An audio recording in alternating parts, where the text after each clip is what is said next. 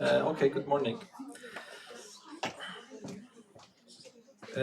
So as I told you that this last part of the previous chapter is actually not a part of the course anymore, so we skip that part. So differential equation, we will study them in Math 5. So it is not included in Math 4 anymore.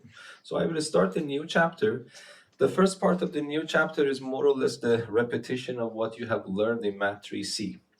So what I want to do today is probably go through the important points about what you have already learned, and the new stuff will start from the next session.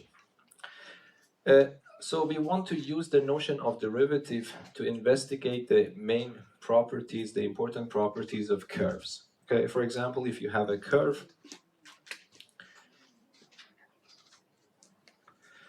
for example, say that I have this function. Okay, so let me just draw it up here. So you know that this point is called a local maximum point, and this point is called a local minimum point. Yes? By the word local, what I mean, for example, you see that the height of this point is higher than the height, for example, of this point on the curve. So if I say that, is this the lowest possible value for the curve? You would say no, because this one, for example, is lower.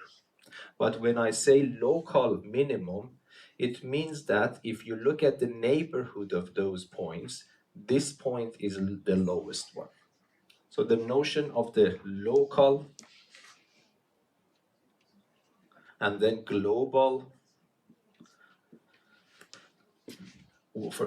are different. So usually this is not used in your book, but the notion of local is used. So when I say local maximum, it means that the height of this point is higher compared with the points very close to that point. That is the meaning of being local maximum. And when I say that this point is a local minimum, it means that the height of this point is lower than the points in the neighborhood, immediate neighborhood of that point. So that is the meaning of local maximum and local minimum. And when sometimes we want to say something about both of them simultaneously, we use the word local extreme point. Yes? By local extreme point, I mean either a local maximum point or a local minimum point. Okay?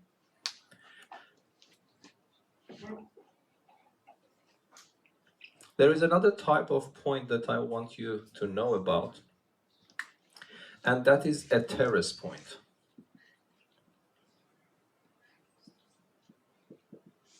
So what is a terrace point? A terrace point is a point like this, for example.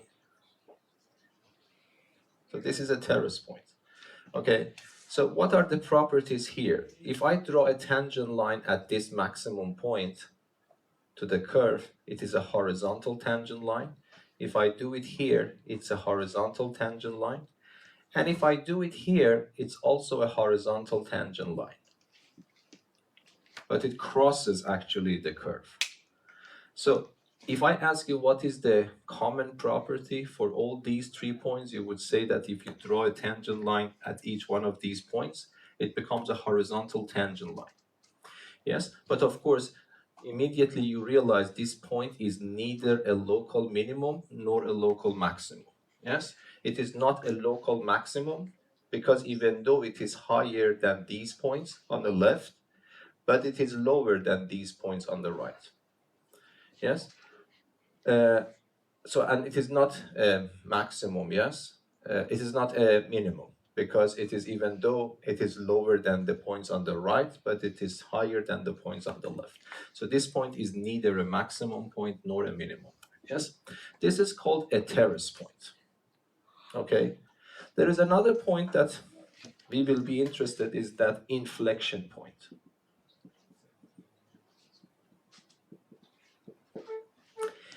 So to understand the notion of inflection point, you need to understand the notion of the concavity. or convexity, it doesn't matter. Yes? So if you have a curve like this, it's an upside down bowl, for example, we say that this is concave downward. Yes? So this is concave down. And if you have something like this is concave up. Okay?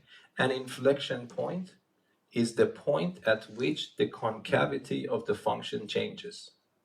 So for example here, I hope that you agree with me, for example, this point is an inflection point. Yes, this is an inflection point. Why is that? Because if you look at the points on the left, you see that you have an upside down bowl. It's concave down before this point. And then when you pass this line, suddenly the graph becomes concave upwards. Yes, so that point is an inflection point. Yes? Another thing that I want to understand, what is the relation between a terrace point and inflection point? Can you feel that there is a connection between them? Yes? Yes? No, I mean, I want you to give me a sentence that you use terrace and inflection point in that sentence. Yes?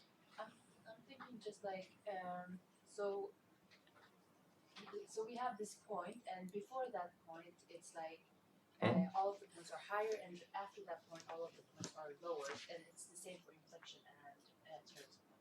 Yeah, so they are not the same. Yeah, but like. But one of them is always the other one as well. Which one is which? So inflection point and a terrace point are different points. Yes, we have different terminologies, but one of them is always the other one as well. Yes, So which one? Terrace point is always an inflection point. Yes. A terrace point is always an inflection point, because even if you see here, if I ask you before this point, the curve is actually more or less similar to this. It is concave downward, and then immediately after that, it is concave upward. So, a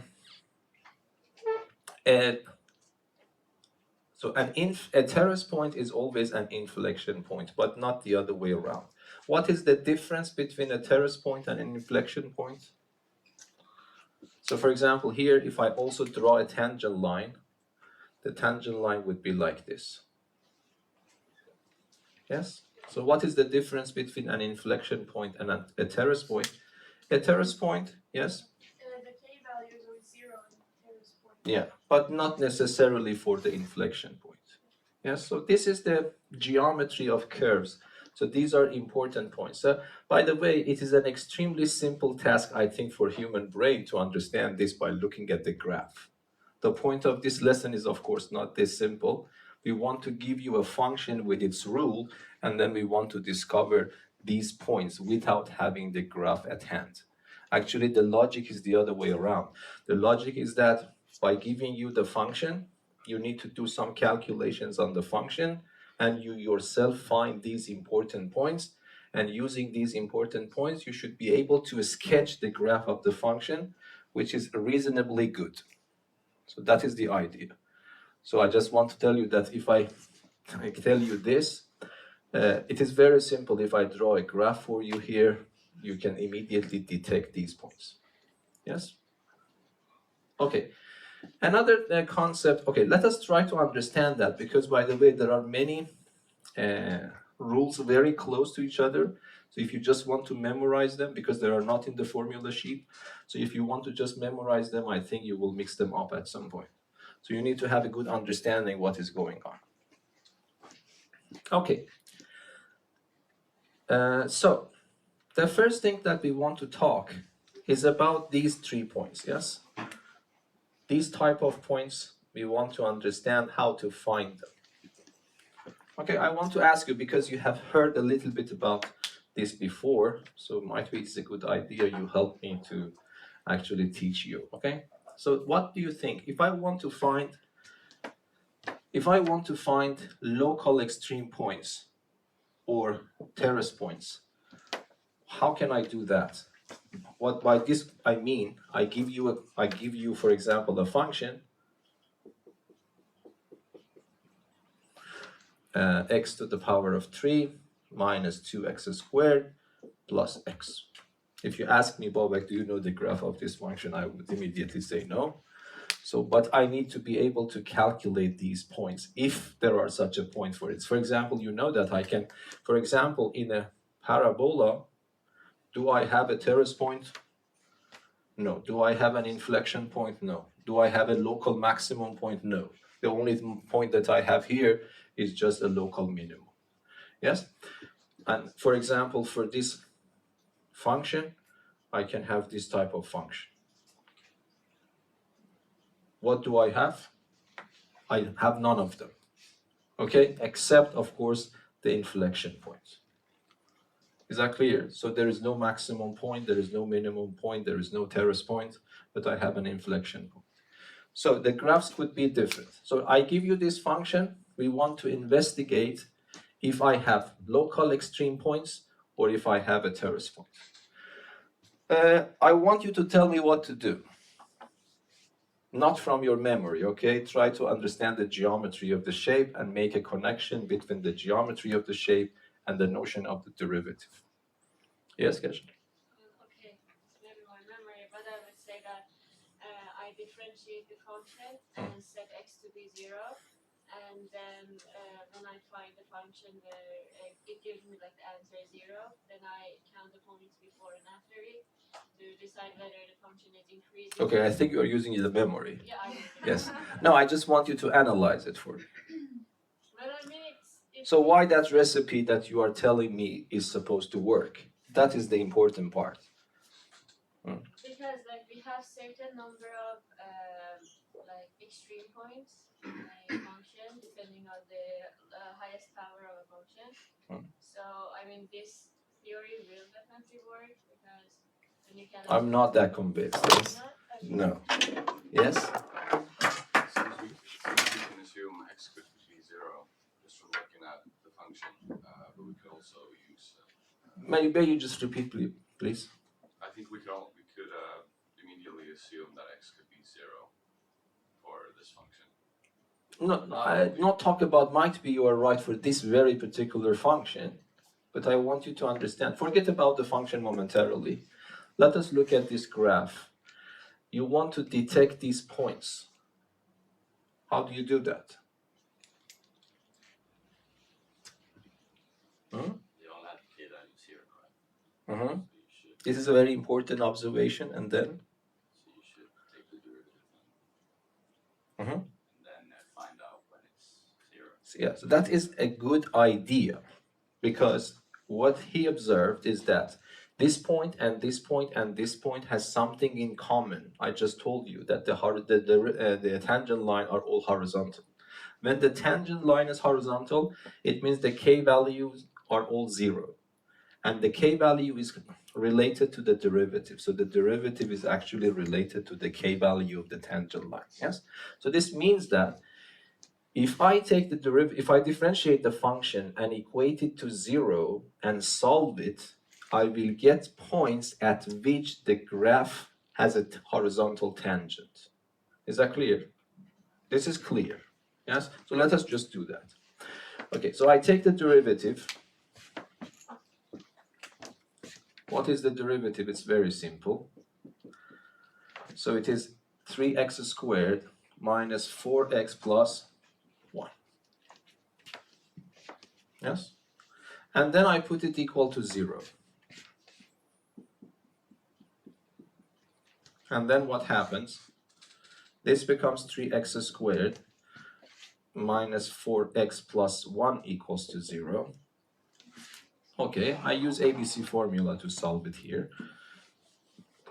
For PQ formula, you have to divide by 3 first.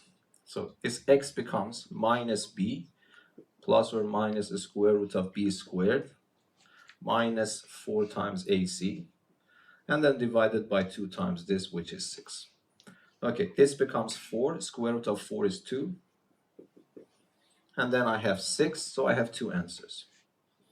Yes, so it becomes 4 plus 2 divided by 6 is 1, and the other one is 4 minus 2 divided by 6. 2 over 6 is 1/3.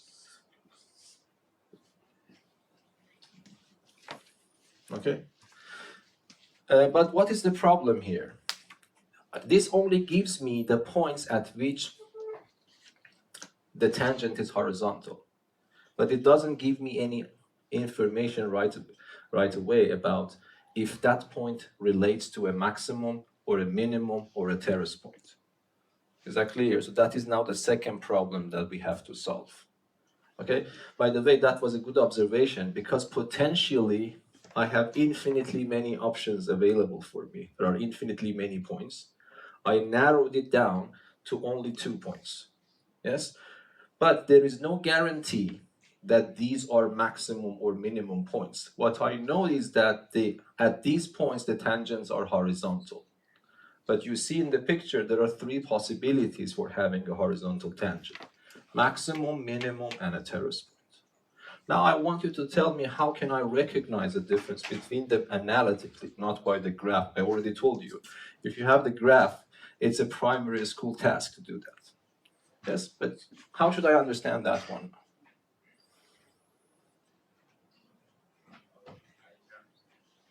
By the way, this is a very important part of the national exam, so you need to know it very well. Yes? Yes, please? I'm trying to remember this. So should I take the equation or the graph and like put like the thing before 0 and after 0? Okay, it's a vague memory, yes. But I don't want you to use your memory right away because I told you, if you learn them once, you will not forget them. Okay? So what should I do? For example, so we know that what is the similarity between these 3? It is that the tangents are horizontal. Now we want to differentiate them. So what is the differences between these? If you look at the differences, you can understand what is the difference, and then probably you can use somehow this difference to recognize which one is which. Yes. Well, since you know the two possible x values, wouldn't you be able to put those x values into the function and then see the difference between those functions to see which ones creates? No, this doesn't work. Because I'm thinking, if because you know that might be a minimum is still higher than a maximum. okay. Yeah, this might happen. Yes. I can go up there and down there, yes, but you are saying, of course, we have only 2. Yeah. But in principle, and then might be this is a terrace point still and higher, yes? This can happen in principle, in general. Might be for this function, you can say something, but in general, this is not possible. Because still, you see, this is a local minimum, and this is a local maximum, but this minimum is still higher than this maximum, yes? So that is possible. Okay, so what is the difference between them? What is the difference? Look at the graph. Everyone knows that. What is the difference between this point and that point? Yes? It's up the hill. It's down the valley, yes? So what's the difference? You can see. This point has this property that the function before that goes up, reaches to a height, and then goes down. It's a turning point, but turning from going up and then down. This one first goes down and then goes up. Is that right? So this is the difference. This goes up first and then goes down. This goes down first and then goes up. So that is the difference. And then what is here? The function goes up before and again goes up after. But this is not the only terrace point. A terrace point can be like this. Yes? In this case, the function goes down before and it still continues to going down after. So that is the main important difference. So we have to use this to be able to differentiate the type of those points. So if the function goes up before that point and goes down immediately after that, that point is a maximum point. If the graph goes down immediately before the point and goes up immediately after the point, so that is a minimum. But if going up or down does not change before and after, so that is a terrace point. Yeah, so that is the idea. Okay, but how can I understand where the function is going up and where the function is going down.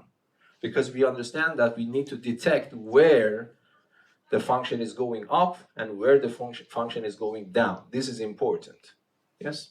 If the derivative is positive, then it's going up, right? Mhm. If it's negative, it's going down. So do you remember what was the name of this type of behavior? We say that the function is increasing and the function is decreasing. Yes? Okay, but you told me, how did you understand that? Probably use your memory. I don't want to forget about the memory, understand why that is true. So you told me that if the derivative is positive, it indicates that the function is increasing at those points. Why is that? Just geometrically and intuitively. Tangent is like finding upwards. Yeah, exactly. So it means that if you look at here and here and here, on this part, the function is increasing. Yes? It doesn't matter. If you draw the tangent line here, if you draw the tangent line here, if you draw the tangent line here, if you draw the tangent line here, of course the k values are different, but they have something in common again. All of them are of this type. Okay? So it means that the k value is positive for all these parts. Yes? But if you go to the decreasing part, it doesn't matter which part you see, the graph, the tangent line is of this type, and this is negative.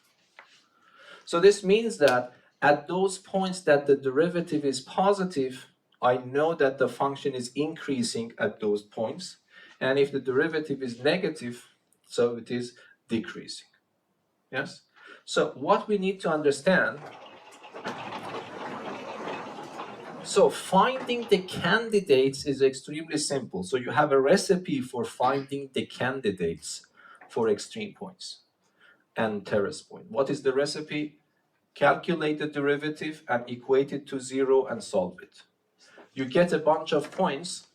The bunch of points that you get are actually candidates for those local extreme points and probably terrace points.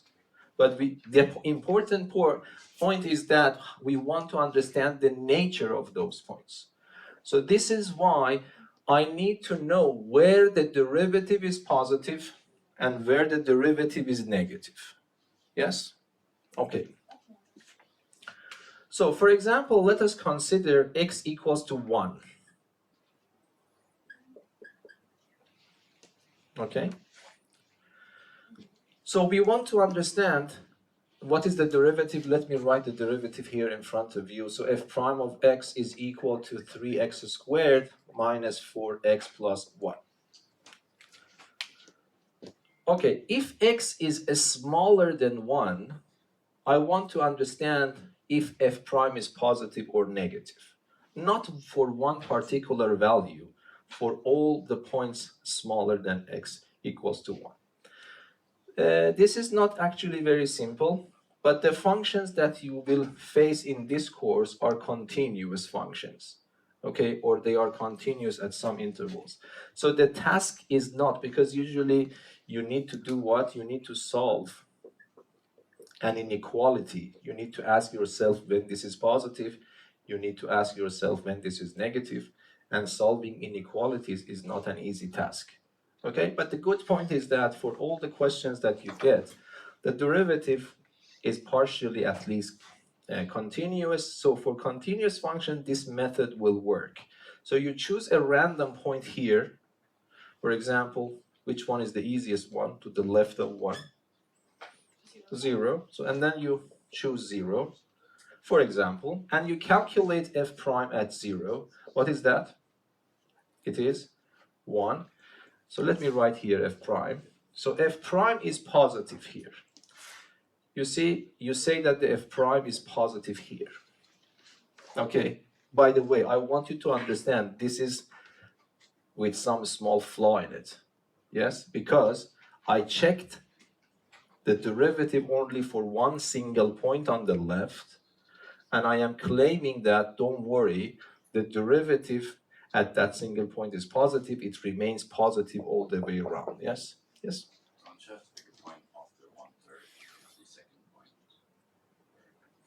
Easier. Okay, yes. Yeah, thank you very much. Yeah. That was a very good.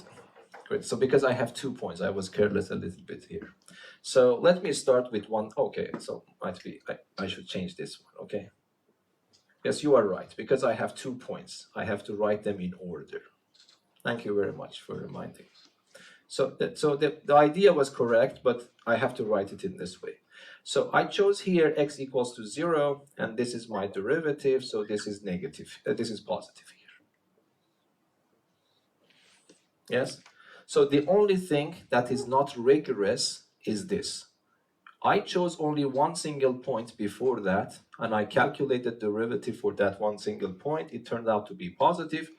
I am claiming that this remains positive all the way around, yes? But this is possible if the function, the derivative is continuous. And that is the sort of question that you will get. Okay, now let us go between these two, between 1/3 and 1. Again, you want to do the same thing. You choose a random point between these two numbers. So what is the random point that we choose? For example, I don't know, 2/3, yes? Let us choose, it doesn't matter. So I choose 2/3 and I calculate f prime of 2/3. So what is the answer?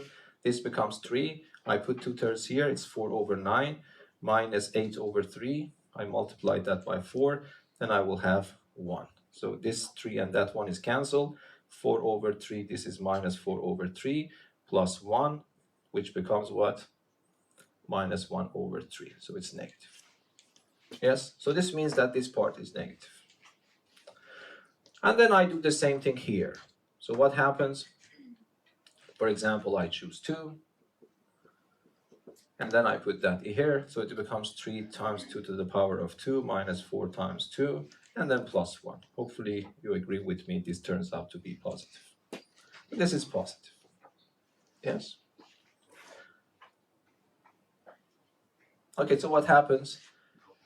Here, the function, the derivative is positive if x is smaller than 1/3.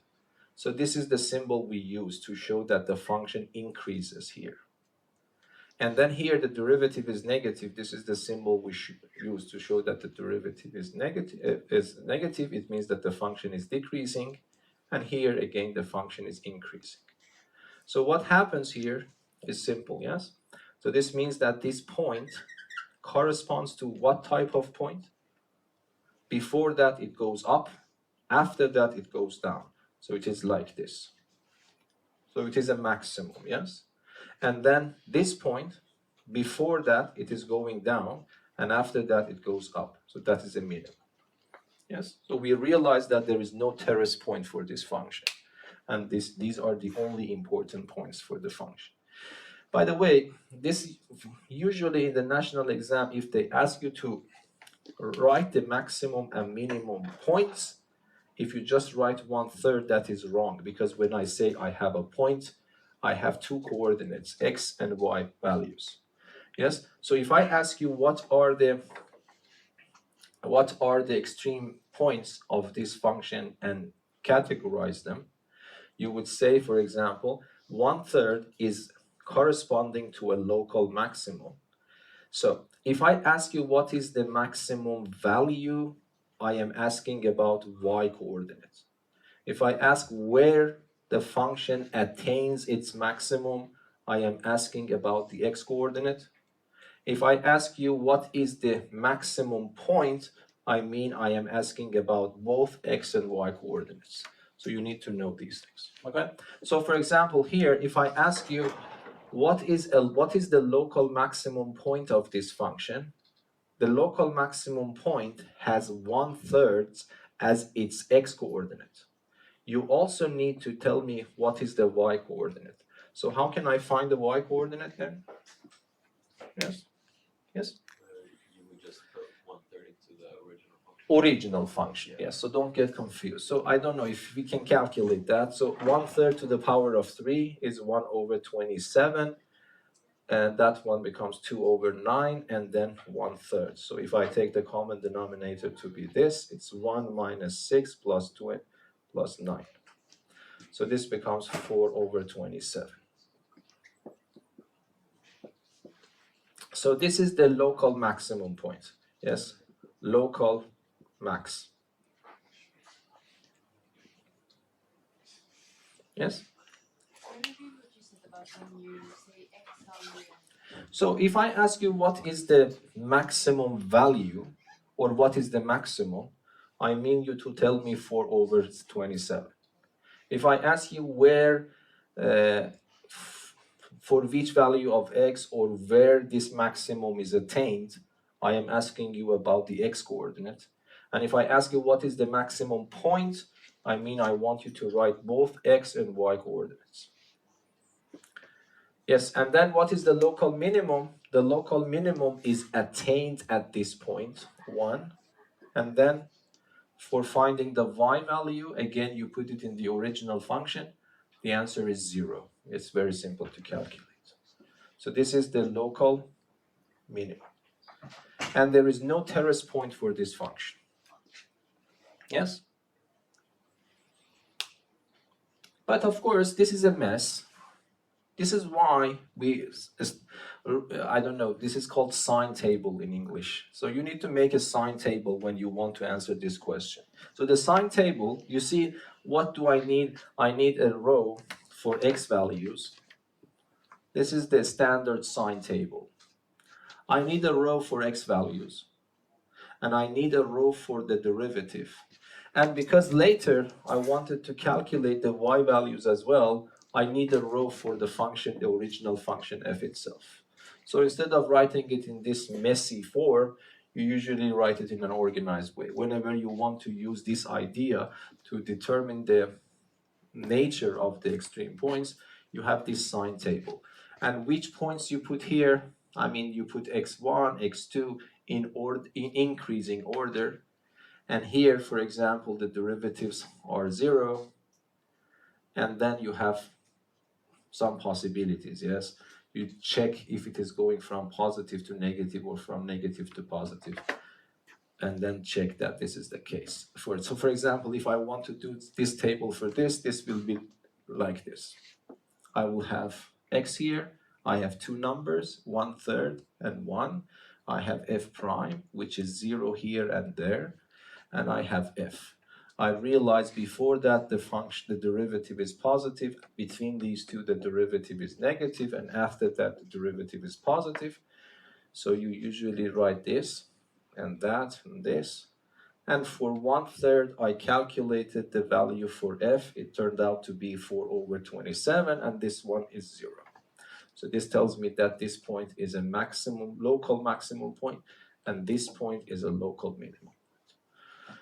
So this is what probably you have already studied, but I want you to understand that you did the same thing that mathematician already actually gave you the recipe for. So you just discovered that it yourself.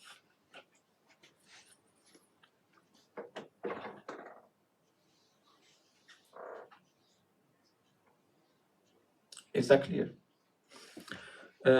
Okay, so this is, by the way, called the first derivative test.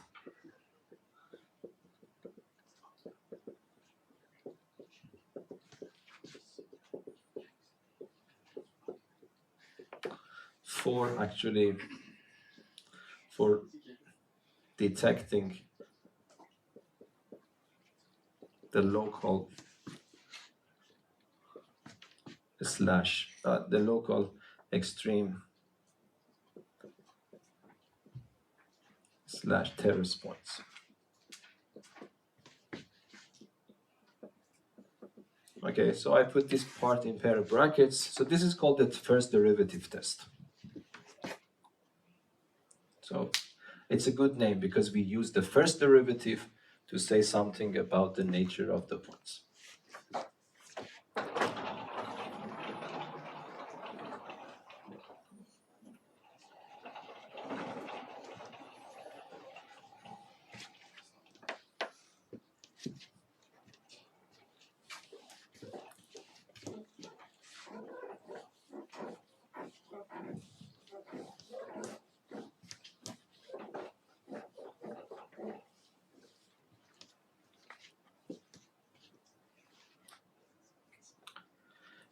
Okay.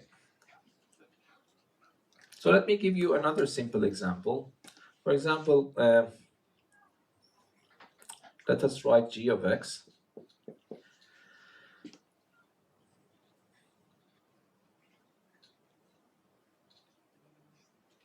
example, let us write 2 to x to the power of 3 plus,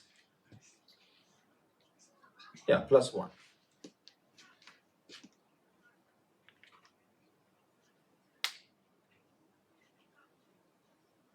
So the question is again this. Determine the local max and mean, the local extreme points of this function and categorize them, or specify the nature of those points. By this I mean if that is a local extreme minimum, local maximum, or a terrace point. So that's the question. So what should I do? Now you have the recipe. So I want you to realize, I want you to understand the recipe, then of course you can memorize it as a steps, yes? So the first step is to do what when you see this question? Is to take the derivative, differentiate the function. Here it's very simple. So it becomes 6x squared. And then the second step is to equate it to 0. Why this is possible? Why this is good? Because I want to see where the tangents are horizontal. So I put this equal to 0. What do I get? I get 6x squared is equal to 0. But of course, in this case, I have one single answer, x equals to 0. At this point, if I ask you what did I find, you will answer me that you found a point which is a candidate for either a max or a mean or a terrace point. But which one is which, we don't know yet. Okay? So the next part of that is actually telling me to do what? To draw a sign table in an organized way. So the first row is, by convention, is x. The second row is derivative. And the third row is the function itself. Okay, so there is only one candidate here. So there is no import, so there is no order. The order doesn't matter here because I have one single point. And then what is the derivative at this point? I just myself put it equal to 0 and got 0. So this means that if I put 0, the derivative also becomes 0.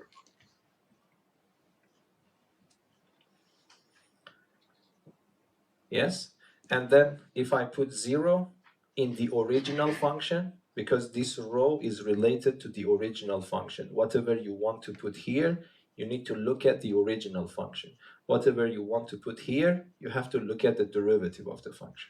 Okay, so what is the answer here? If I put 0 here, the answer becomes 1.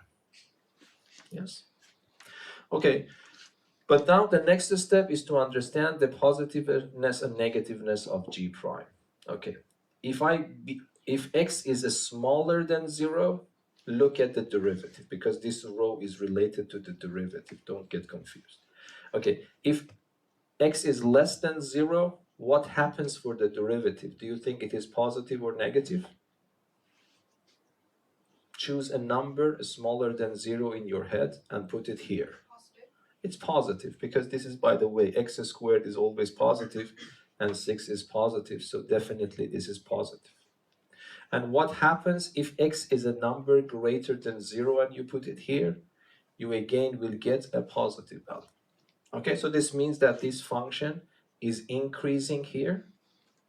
Again, after I go there, it still remains increasing. So what is the nature of that point? It's a terrace point. Yes, there are two types of terrace points, one in this type, one in this type. Which one is that? The right hand side, yes, because it's increasing. So it means that if I put 0 for x and 1 for y, is the terrace point.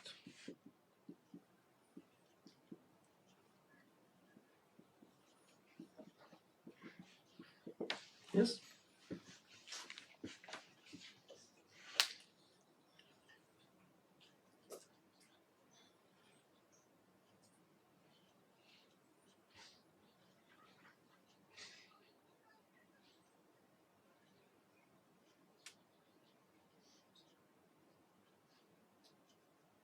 Okay, so let us, in Math 3C, you didn't know about some functions. For example, here we can have this function.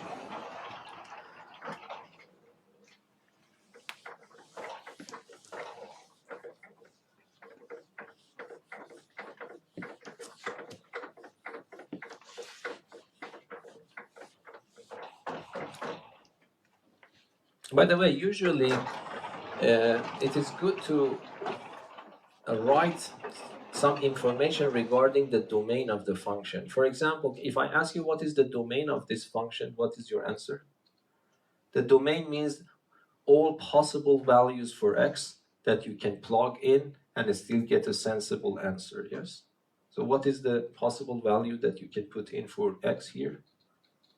Is there any limitation for some x's here? All values, because there is no limitation. I can choose whatever I want and put it here. So it means that the domain is from minus infinity to infinity. Usually it is better to include this here. It was not that important in matrix C, because in matrix C, usually you work with functions that the domain is always R, yes?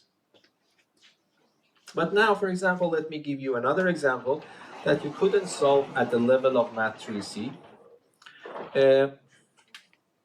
For example, h of x equals to ln of x plus 1. So we want to talk about this function. It's still the same question, yes? So how should I do that?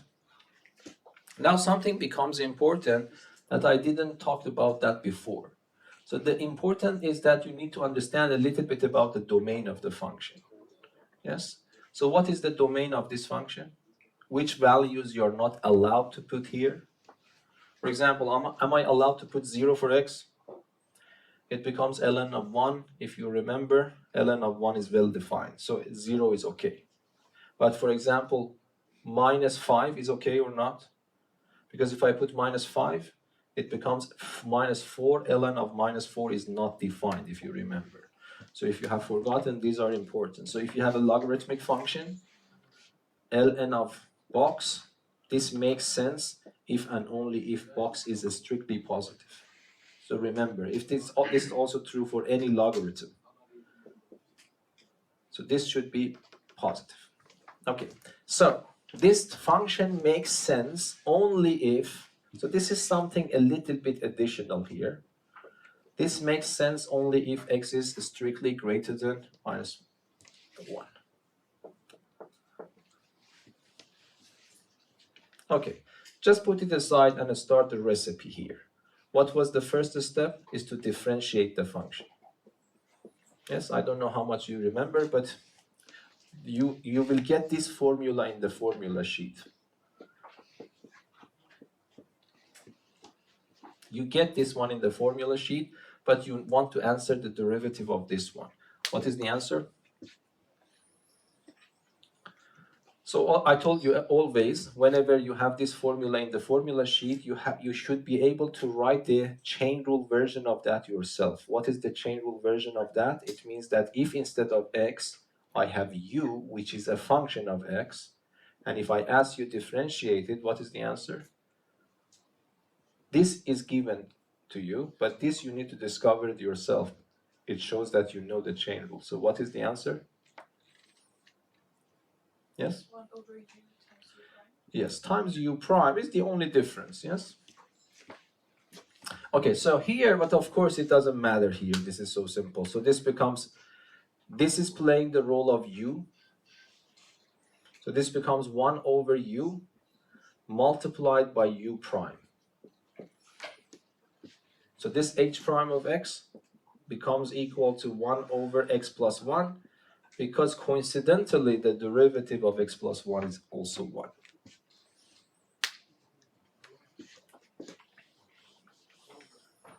Okay, then what was the next step?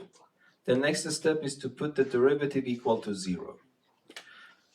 But I want to hear from you. So what should I do now?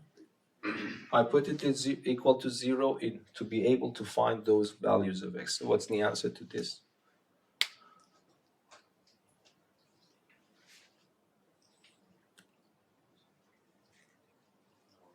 Yes? X plus 1 is 0. No, just tell me, think about it, yes? Yes? I think it should be undefined because denominator of 0 is not. No, undefined is not grammatically correct. I'm asking you to solve this equation. You cannot say the equation is undefined. Yes, because I defined it for you. Yes? If we can say no solution. There are no solutions. Yes? Because in order for a fraction to be equal to 0, its numerator should be 0 and its denominator should not be 0. But this cannot happen because the numerator is 1. Yes? X have to be -1. No? If x is -1, then you have 1 over 0. Okay. 1 over 0 is not defined. Yes? So remember, if a fraction is supposed to be 0, it means that the numerator should be 0 and the denominator should not be 0. Is that clear? Yes or no? Yes? So 1 over this is 0, so there are no solutions.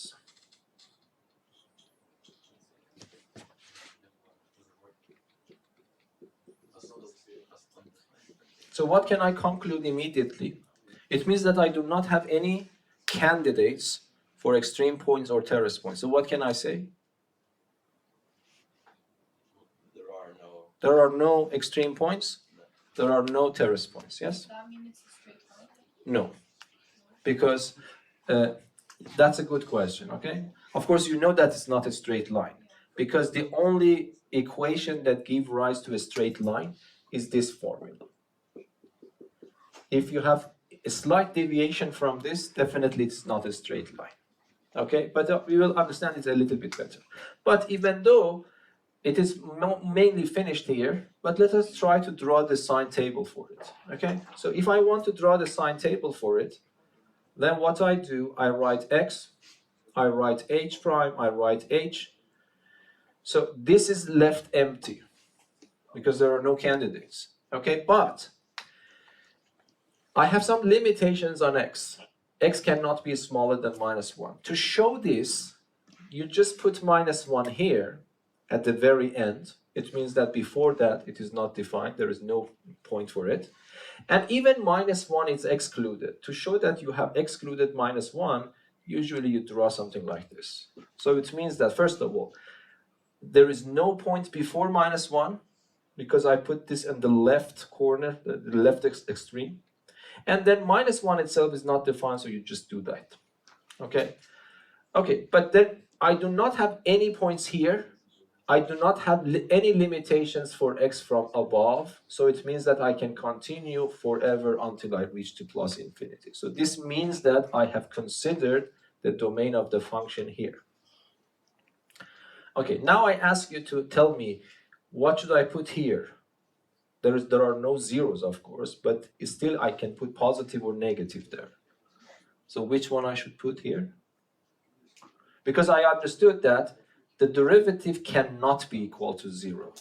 So those zeros that appear there in the second row will not appear here. But positive or negative might still appear here. So what is that? Is it positive or negative or a mixture of positive or negative what? Yes? Is it positive? Why? Because function of it always is positive. No, this row is not the function.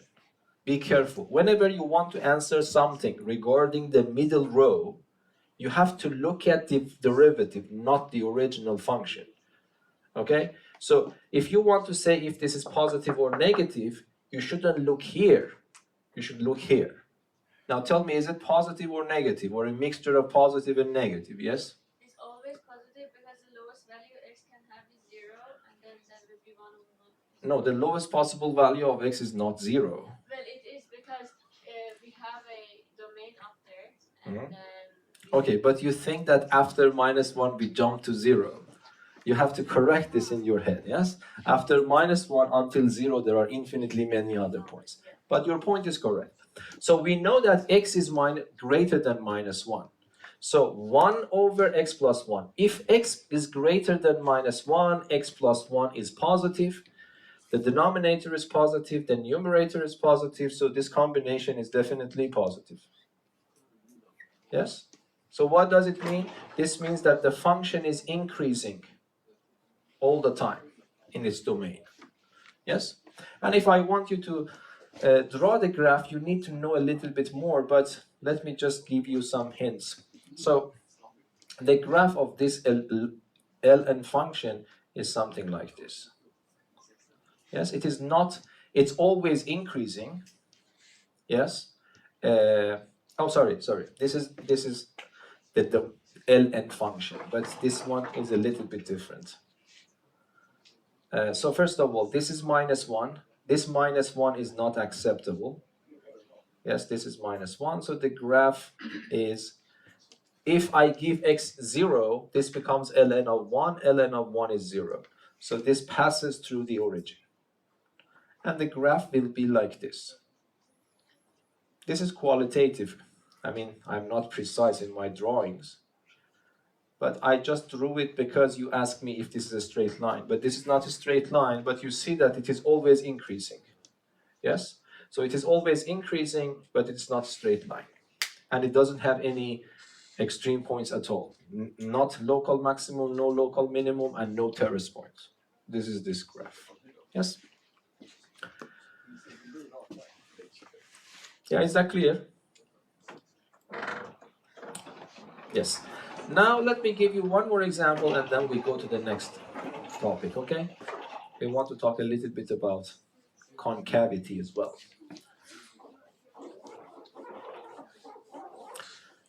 So,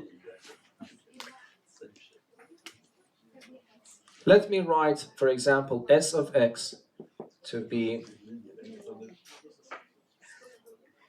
x minus 2 e to the power of x.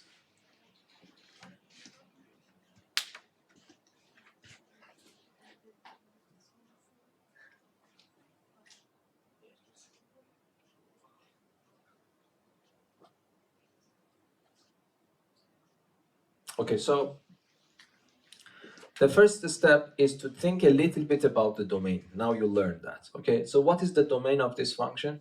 When I say the domain, it is better to think about possible limitations. Do you have any possible limitations for putting values for x in this function?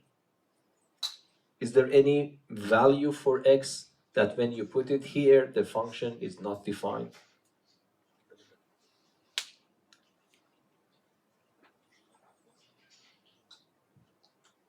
Yes or no? Yes? I'm guessing no. No. Yeah, because this is a polynomial. It's always defined. And this is an exponential function. E is just a number to any power is always defined. So the domain is actually from -infinity to infinity. So this is something that you need to be careful a little bit in this course. Yeah, it's not that important, very important, but it's better to know about. Okay, so the first step is now to take the derivative. So how do we differentiate? This is the topic of your exam. So you should be very good, by the way. The exam is on the week 4. Have you seen that? And then the main theme of that exam is differentiation. So you will get a lot of functions to differentiate. So yeah, you need to practice a lot. Okay, so how should I differentiate this function? Yes? It's the same.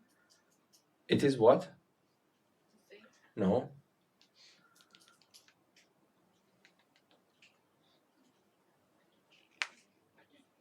I can give you that. Yes, the derivative of e to power x only is itself. That is, but do you think that the derivative of this function is itself or not?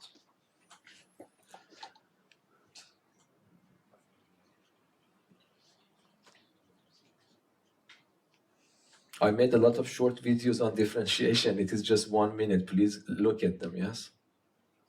It doesn't matter how much I reduce the hours, because in my videos, when I check the statistics, so if the video is 75 minutes, on average, people see 2 minutes. Okay, now I have decreased it to 1 minute in short videos. People see 2 seconds.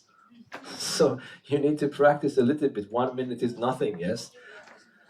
Yeah, so s prime of x, what happens? Yes? Shouldn't it be the same since the k value before e is x minus 2? And then it just, there's no k on the x in the power of x. So the No, that is what Maria said, yes? Yeah. First. No, it is not the case, believe me. so it's the x minus 2 is not the case in this case for it. No, no. Okay. No, x minus 2 is a function, it's not a constant. Yes? Should, Yeah. Should you do like the shape rule? Not the chain rule. No. It's not the chain rule here. But like, should you do the derivative of that in Yes? this first? Okay. No, should What is the name of, yeah? the product. That's the product rule. Yes, because I have two functions. This is the function that I couldn't ask I cannot ask a Math 3C student to answer. Because even though the Math 3C student know what to do with this one and what to do with this one individually, but this is a product of two functions and they didn't know about the product rule before. Yes, so if I want to differentiate this, do you remember what was the product rule? Yes. By the way, let me tell you that if I put a dot here, usually people understand this is the product rule. I will not put the dot in the exam because this is not common, okay? So fg is f prime g plus fg prime. So that is the rule. So if I want to differentiate it, I differentiate this one, it becomes 1 multiplied by e to the power of x, but plus this one itself multiplied by the derivative of that one. This one itself is this one. The derivative of this one, you are right, it becomes itself. But this is the derivative, which is not itself. Yes? So this is important to understand. Any questions here? Okay, let us simplify this a little bit. Sometimes in the previous cases, I just immediately put it equal to 0. But I don't recommend it here because we can simplify a little bit more. So for example, I can factor e to power x out because e to power x is here and there. I can pull it out. From here, 1 is left. From here, x minus 2 is left. Yes, but again, I can simplify this expression to x minus 1 and then e to power x. So you see that the derivative is not itself. It becomes x minus 1 times e to power x.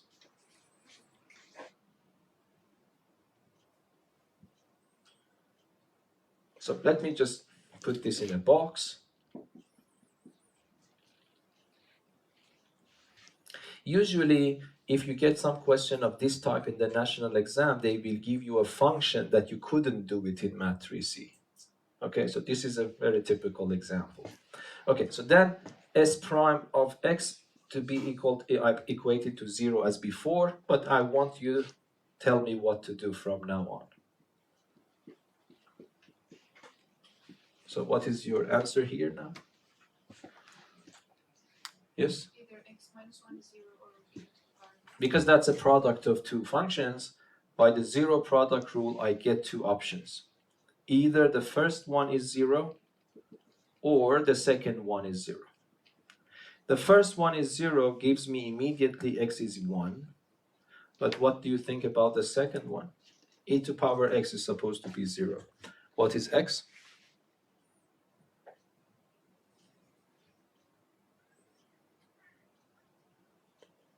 Yes? Undefined is not a good, grammatically is not a good word. I defined the equation for you, so it's not undefined. No, x is not undefined, is not again good. There are no solutions for x. This is the way that you have to express yourself. So there are no solutions. Why? Because e is a number, so 2.7 something. And if you have a number raised to any number, it cannot be equal to 0. Yes? So this means no solutions. So I have only one candidate.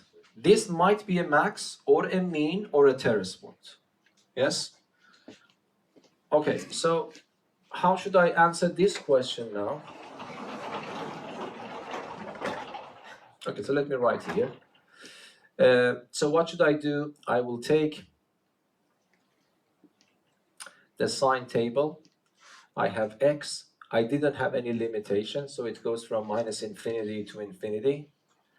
I have only one candidate, so I put it here. And then here, the middle row is S prime. The last row is the original function. S prime becomes 0 when x is 1. Because when I put it equal to 0, I got x equals to 1. If I want to fill up this row, I need to look at the original function. So can you tell me what should I write here? Yes? Negative e.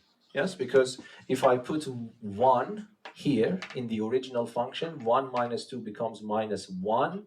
E to power 1 is e, so it becomes minus e. Yes, that's correct. So this becomes minus e. Okay?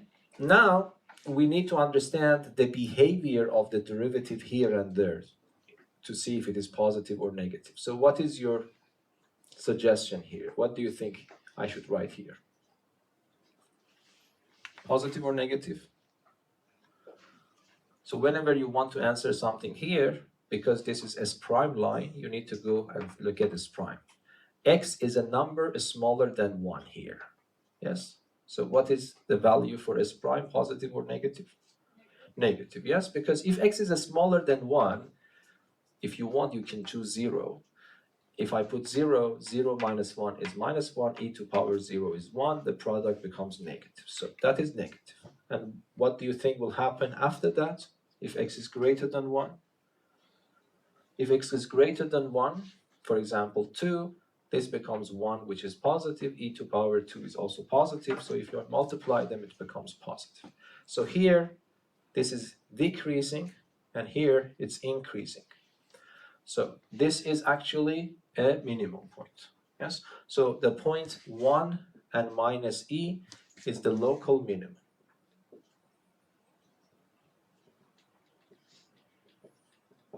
So if I ask you what is the minimum, you tell me minus 1. When the minimum is attained, you tell me 1. X equals to 1. Yes.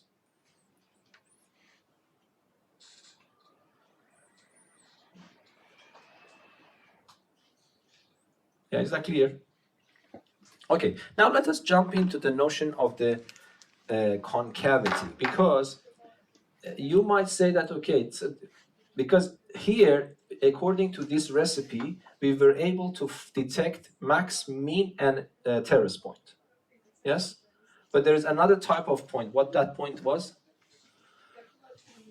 Inflection points. So do you have any suggestion for inflection points? So I want you to understand, because if you understand it in that way, hopefully you will not forget, yes?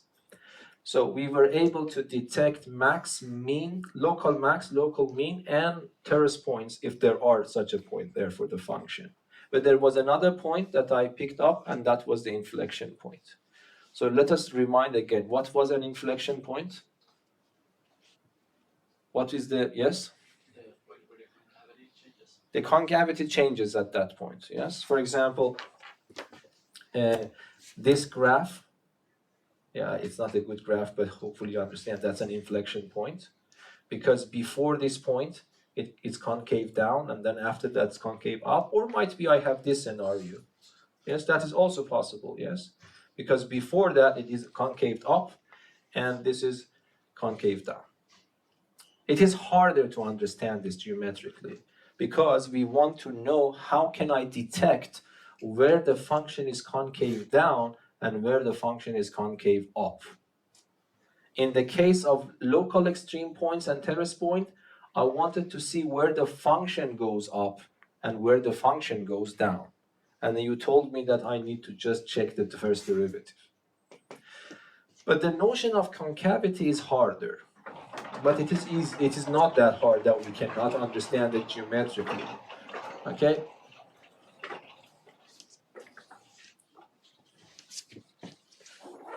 So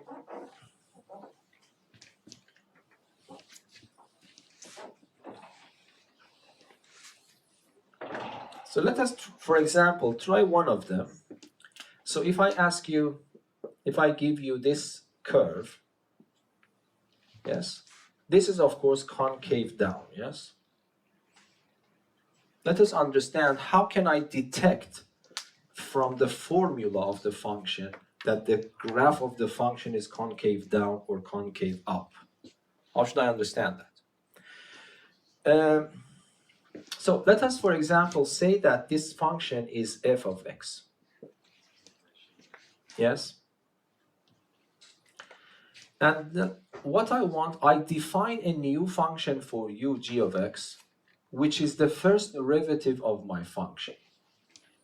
Okay, so I give you a function f of x, I differentiate it, it becomes a function, I give it another name, g of x. So if you tell me what is g of x, that is just the first derivative of my function. Okay, but let us try to understand what is happening here. For example, let me just take this point. I just want to rely on your intuition. This is not mathematically rigorous, but the idea is the same. So, for example, if this point here, I call it A, and then let me go here and call this point B, and draw another tangent line here. Okay. So if I ask you what is the slope of this line, what do you answer? So let me call this one, for example, K1, and if I answer this is K2. So if you want, I can write it x1 and x2, it's easier. Okay, so I ask you, if I want you to calculate K1 for me, what do you do? So how should I calculate K sub 1? You should answer this in matter of seconds, but not seconds, milliseconds. Yes? Yes? Just read it for me. F prime, yes, of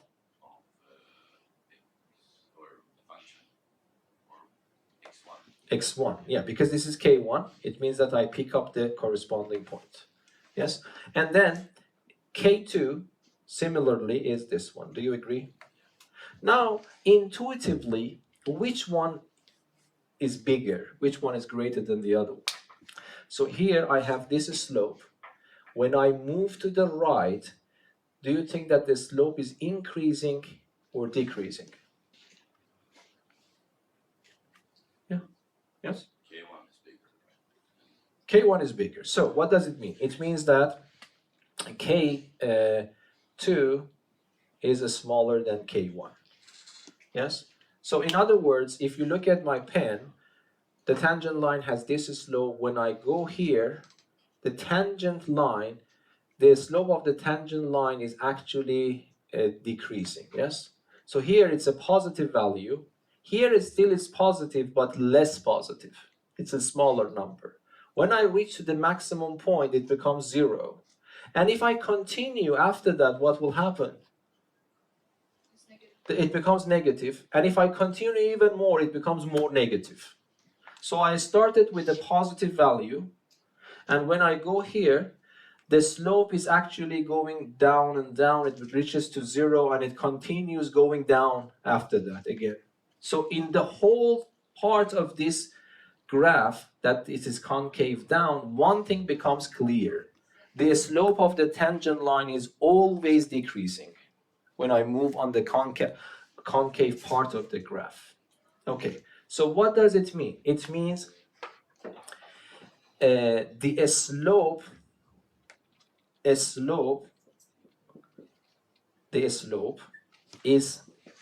a decreasing function of x. Is this sentence understandable? That's exactly what I told you. A slope depends on the x value, so a slope is a function of x. If I change the x value, the slope will change. So a slope is a function of x, but it is a decreasing function of x, because when I start increasing x, the slope does not increase. On the contrary, the slope decreases. So this tells me that the slope is a decreasing function of x. Yes or no? Okay. But the slope, which is a function of x, is equal to the derivative of the function x. Yes? We learned that a slope is decreasing. Yes? A slope is decreasing means the derivative of the slope is negative. Yes? Forget about this. A slope is a decreasing function. When the slope is decreasing, its derivative is negative. So we know that the derivative of k is negative. Yes? Yes, even though I don't need this.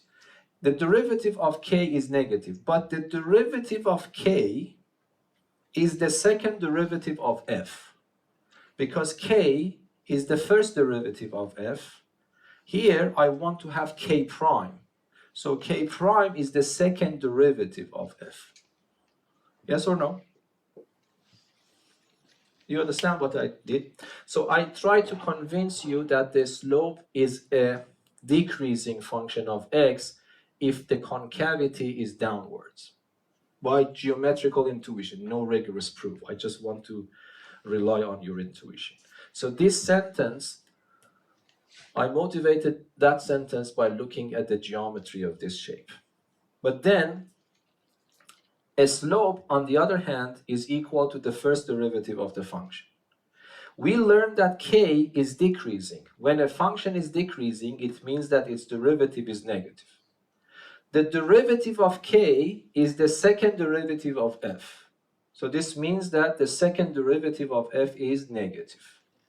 So it's a very good idea in our hands, a very good tool, yes? So when the second derivative is negative, it indicates that the function is concave down. Yes?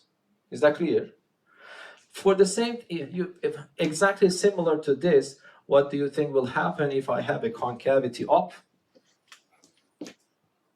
So then what happens? This is the slope, and then this becomes the slope, and then this becomes the slope. Here, this is the slope, and here it's the slope. What is happening to my slope? It's becoming bigger and bigger, yes? Here it is negative, then it becomes less negative, 0, positive, bigger positive, and bigger positive. So this means the slope in this case is an increasing function of x. So it means that the derivative of k is positive, but the derivative of k is the second derivative of f, which is positive, yes? So this is intuitively understandable. It was harder, but it is understandable. So now you have a recipe. This, if you forget, might be it is hard to make it back into your memory. But if you are not stressed, might be you can really immediately realize it. Okay? So, the first derivative has something to do with the increasing or decreasing function, but the second derivative of the same function has something to do with the concavity. Yes? Let us just repeat. If the first derivative is positive, what can you imply? What can you conclude about the function? If the first derivative is positive, the function at those points are increasing. And if it is negative, the function is decreasing. Yes? But here, if the second derivative is positive, then this means that the function is concave up. Yes? And if the second derivative is negative, it means that the function is concave down. And by the way, you see that they are not very related, because you see here, this part is both decreasing and increasing at the same time. So if I ask you, can I say something about f prime here? You can say, but you can say that this part, f double prime, is positive, f prime is negative. But here, f double prime is still positive, f prime is also positive. So the first derivative has something to do with increasing and decreasing. The second derivative has something to do with concavity of the function. Yes? Is that clear? Okay. Now, why did I brought this up? Because my point was to find the inflection point. Now, can you cook up the recipe? I want to find an inflection point. The inflection point, if there is any inflection point. So if you don't mind, let us go back to this original function and try to find by the recipe that you give me, I want to find the inflection point of this function, if any. What should I do that? What should I do?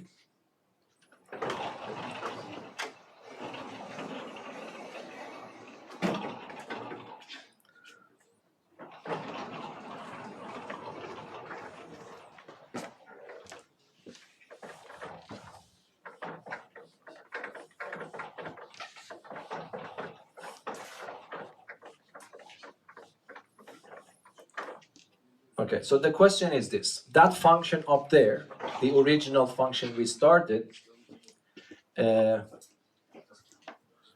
here, I don't remember. So yes, one of them was maximum, one of them was minimum, yes? But let us see if there is an inflection point. There were no terrace point here. But can I jump to the conclusion that there are no inflection points? No, because the inflection points are more general than terrace points. Yes? Okay, but the question is that give me a recipe. I want you to cook up the recipe yourself because there is a very big danger that you forget about these things. So this given is this function is given, I want to find the inflection point. You realized inflection point has something to do with concavity up and concavity down. And then we learned that how can I understand the concavity is up or down by the second derivative. Now, how do you find the inflection point of that function if there is any inflection point? I would guess. Yes? Is it when the second derivative of the original function is 0? Or can it even be 0? Okay, so that's a good starting point. So first of all, let me write the function here.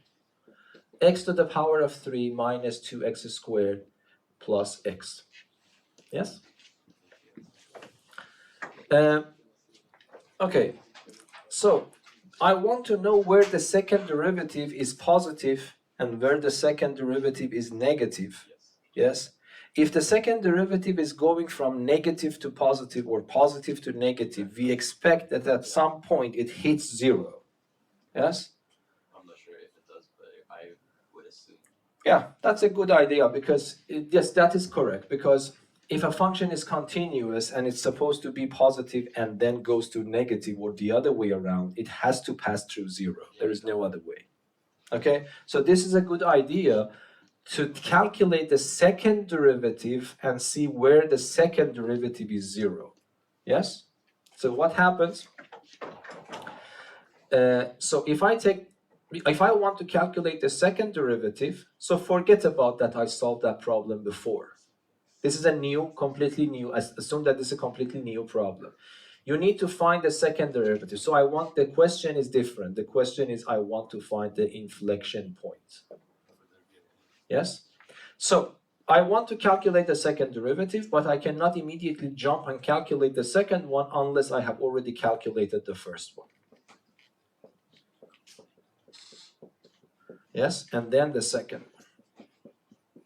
What is that? 6x minus 4. Yes?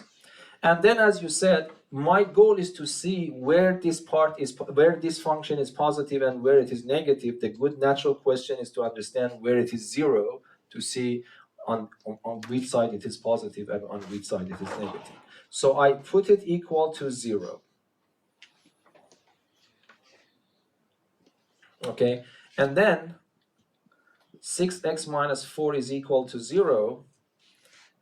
Then what happens? X becomes 4 over 6. So then x becomes 2 over 3. So most of the time, this is really your inflection point. Yes? Because, but there are some examples that I can tell you that this is a fake one sometimes. I can give you examples later. So might be when you put it equal to 0, you get a point. Still, you cannot be sure that this is corresponding to an inflection point, because it might happen this is not an inflection point. You have to really understand that the second derivative changes from positive to negative or from negative to positive in passing that point. You have to confirm that. Okay, so in principle, you can draw, there is no name for this table that I am drawing. So this is x, but instead of having the first derivative involved, you put the second derivative here. because you want to find the sign of the second derivative this time, and then you have f here. So this is 2/3.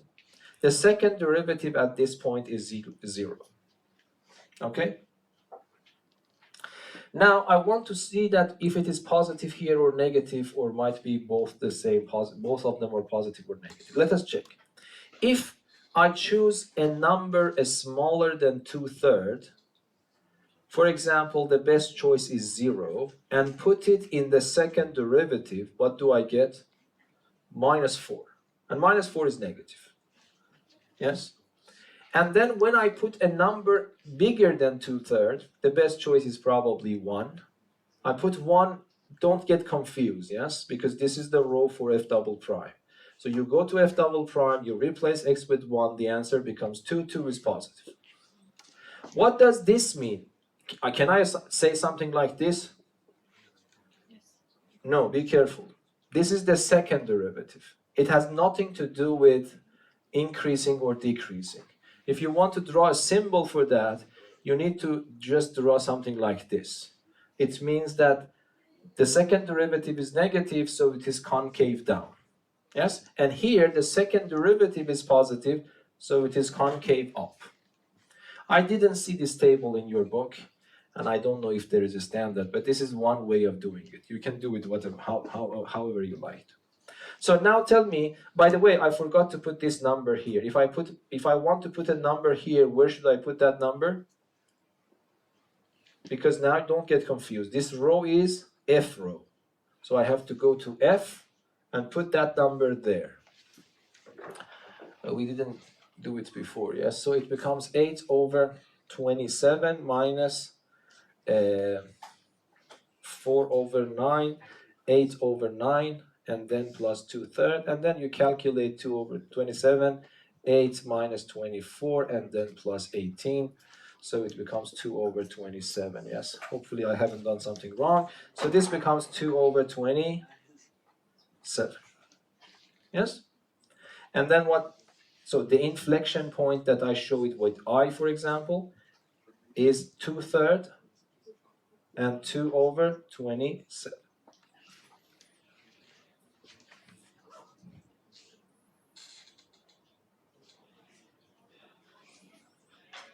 Yes, this is the way that you have to do it. When the time is finished, 3 minutes. Okay, just let me tell you something. Because I told you, let me give you this function, f of x equals to x to the power of 4. Because I told you that most of the time when you solve this, you have your inflection point, but this is not a general rule. This table is really necessary. For example, this is the simple example that comes to my mind. If I want to find the inflection point of this one, let me just do it quickly. So f prime of x is 4x to the power of 3. F double prime of x is equal to 12x squared. Yes?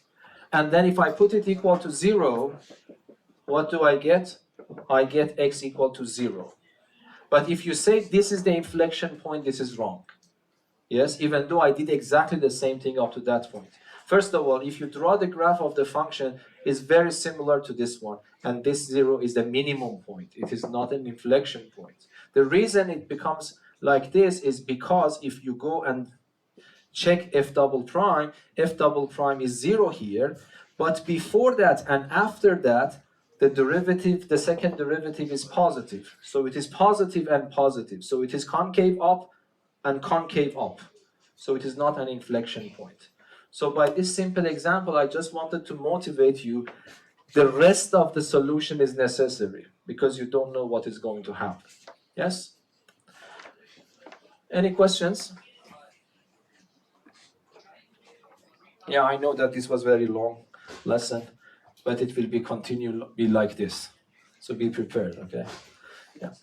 Because I don't know, you are going to London in the middle of the lesson, so that's very strange.